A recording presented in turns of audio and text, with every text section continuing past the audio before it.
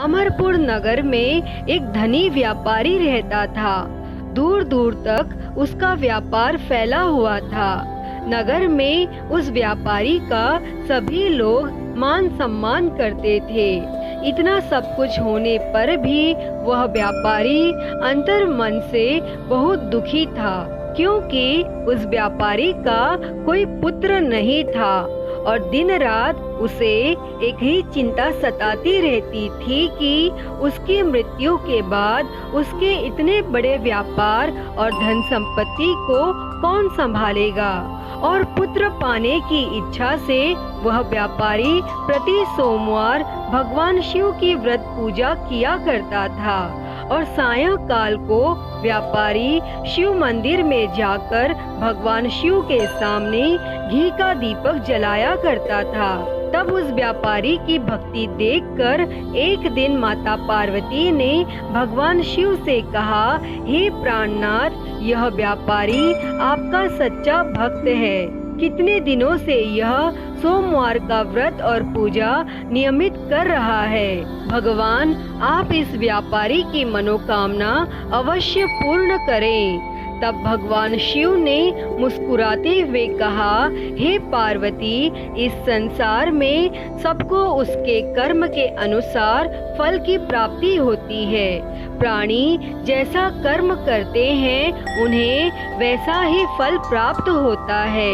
लेकिन इसके बावजूद माता पार्वती जी नहीं मानी और उन्होंने आग्रह करते हुए कहा, नहीं प्राणनाथ, आपको इस व्यापारी की इच्छा पूरी करनी ही पड़ेगी। यह आपका अनन्य भक्त है और प्रति सोमवार आपका विधिवत व्रत रखता है और पूजा अर्चना के बाद आपको भोग लगाकर एक समय भोजन ग्रहण करता है और आपको इसे पुत्र प्राप्ति का वरदान देना ही होगा।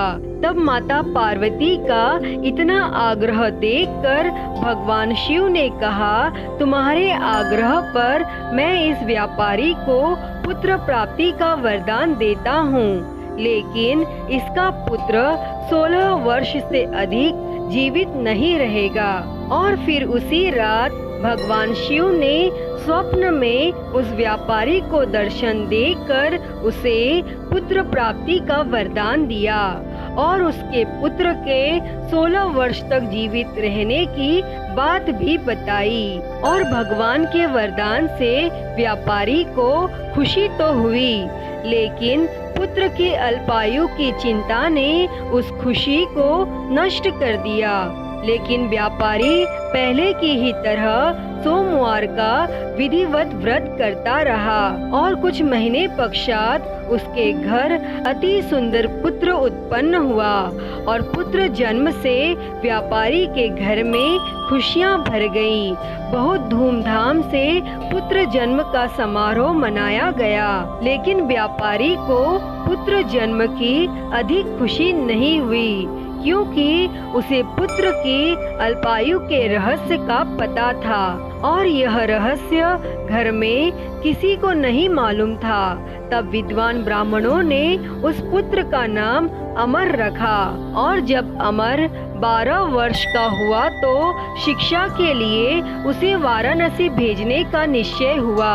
तब व्यापारी ने अमर के मामा दीपचंद को बुलाया और कहा कि अमर को शिक्षा प्राप्त करने के लिए वाराणसी छोड़ आओ और रास्ते में जहाँ भी विश्राम के लिए ठहरोगे वहीं यज्ञ कराते और ब्राह्मणों को भोजन कराते जाना। तब अमर अपने मामा के साथ शिक्षा प्राप्त करने के लिए चल दिया और रास्ते में जहाँ भी अमर और दीपचंद रात्रि विश्राम के लिए ठहरते वहीं यज्ञ करते और ब्राह्मणों को भोजन कराते थे। तब लंबी यात्रा के बाद अमर और दीपचंद एक नगर में पहुँचे और उस नगर के राजा की कन्या के विवाह की खुशी में पूरे नगर को सजाया गया था और निश्चित समय पर बारात आ गई, लेकिन वर का पिता अपने बेटे के एक आंख से काने होने के कारण बहुत चिंतित था और उसे इस बात का भय सता रहा था कि राजा को इस बात का पता चलने पर कहीं वह विवाह से इनकार न कर दे और इससे उसकी बदनामी होगी। तब वर के पिता ने अमर को देखा तो उसके मस्तिष्क में एक विचार आया। उसने सोचा क्यों न इस लड़के को दूल्हा बनाकर राजकुमारी से विवाह करा दूं और विवाह के बाद इसको धन देकर विदा कर दूंगा और राजकुमारी को अपने नगर में ले जाऊंगा। तब उस वर के पिता ने इसी संबंध में अमर और दीपचंद से बात की और दीपचंद ने धन मिलने के लालच में वर के पिता की बात स्वीकार कर ली और अमर को दूल्हे के वस्त्र पहनाकर राजकुमारी चंद्रिका से विवाह करा दिया गया और राजा ने बहुत सा धन देकर राजकुमारी को विदा किया। लेकिन अमर जब लौट रहा था तो सच नहीं छिपा सका और उसने राजकुमारी की ओढ़नी पर लिख दिया कि राजकुमारी चंद्रिका, तुम्हारा विवाह तो मेरे साथ हुआ है। मैं तो वाराणसी में शिक्षा प्राप्त करने जा रहा हूँ और अब तुम्हें जिस नवयुवक की पत्नी बनना पड़ेगा वह कान्हा है। और जब राजकुमारी ने अपनी ओढ़नी पर लिखा हुआ पढ़ा तो उसने कान्हे लड़के के साथ जाने से इनकार कर दिया और तब राजा ने सब बातें जानकर राजकुमारी को महल में रख लिया और उधर अमर अपने मामा दीपचंद के साथ वाराणसी पहुंच गया और अमर ने गुरुकुल में पढ़ना शुरू कर दिया। और जब अमर की आयु 16 वर्ष पूरी हुई तो उसने एक यज्ञ किया और यज्ञ की समाप्ति पर ब्राह्मणों को भोजन कराया और खूब अन्न वस्त्र दान किए। तब रात को अमर अपने शयन कक्ष में सो गया और भगवान शिव के वरदान के अनुसार शयनावस्था में ही अमर के प्राण पखेरु उड़ गए। तब सूर्योदय होने पर मामा अमर को मृत देखकर रोने पीटने लगा, जिससे आसपास के लोग भी एकत्र होकर दुख प्रकट करने लगे।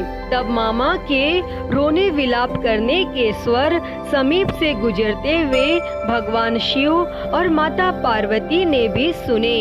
तब माता पार्वती जी ने भगवान शिव से कहा, प्राणनाथ, मुझसे इसके रोने के स्वर सहन नहीं हो रहे, आप इस व्यक्ति के कष्ट अवश्य दूर करें। तब भगवान शिव ने माता पार्वती जी के साथ अदृश्य रूप में समीप जाकर अमर को देखा और माता पार्वती से बोले, पार्वती, यह तो उसी व्यापारी का पुत्र है। मैंने इसे 16 वर्ष की आयु का वरदान दिया था और इसकी आयु तो पूरी हो गई। तब माता पार्वती जी ने फिर भगवान शिव से निवेदन किया, हे प्राणनाथ, आप इस लड़के को जीवित करें, नहीं तो इसके माता पिता पुत्र की मृत्यु के कारण रो रो कर अपने प्राणों का त्याग कर देंगे और इस लड़के का पिता तो आपका परम भक्त है, वर्षों से